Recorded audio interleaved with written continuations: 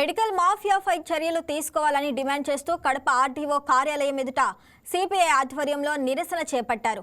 Medical మాఫియాను control చేయాల్సిన ప్రభుత్వం వైద్యాధికారుల నిర్లక్ష్యంగా వ్యవహరిస్తున్నారని సిపిఐ జిల్లా కార్యదర్శి చంద్రమణి పడ్డారు.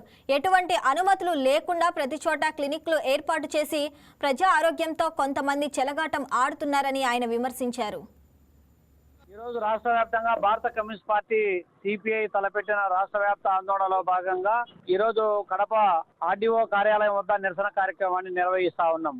ప్రధానంగా రాష్ట్రంలో మెడికల్ ఫార్మా మాఫియా వల్ల ప్రజల ఆరోగ్యము సర్వనాశనం అవుతా ఉంది. ప్రజల ఆరోగ్యానికి రక్షణ లేకుండా పోతా ఉంది. నియంత్రణ చేయాల్సినటువంటి పాలక ప్రభుత్వాలు మామూలు మత్తులో జోగుతా ఉన్నారు. దీన్ని కంట్రోల్ చేయాలని చెప్పి ఈ రోజు నిరసన కార్యక్రమాన్ని నిర్వహిస్తా ఉన్నాం. ప్రధానంగా ఈ రాష్ట్రంలో మెడికల్ కు సంబంధించినటువంటి హాస్పిటళ్లు, అవసరానికి మించినటువంటి మందులు, అనవసరమైనటువంటి పరీక్షల పేరుతో పర్సెంటేజీల కోసం ఇవాళ అనవసరమైనటువంటి మందులను ప్రజల శరీరాలలోకి బలవంతంగా ఇంజెక్ట్ చేసేటువంటి దౌర్భాగ్య స్థితి నెలకొంటా ఉంది.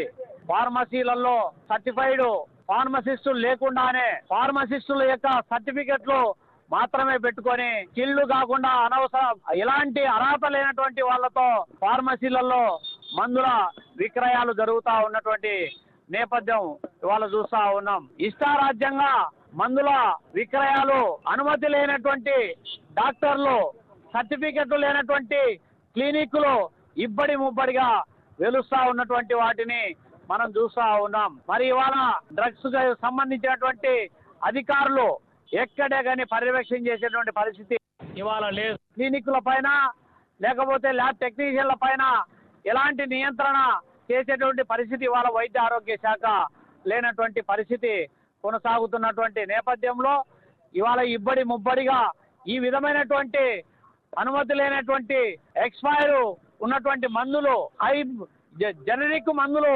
అందుబాటులో లేనటువంటి పరిస్థితి నెలకొంటున్నటువంటి నేపథ్యంలో ఈ రాష్ట్రంలో మెడికల్ మాఫియాను, అదేవిధంగా ఫార్మా మాఫియాను అరికట్టాల్సినటువంటి అవసరం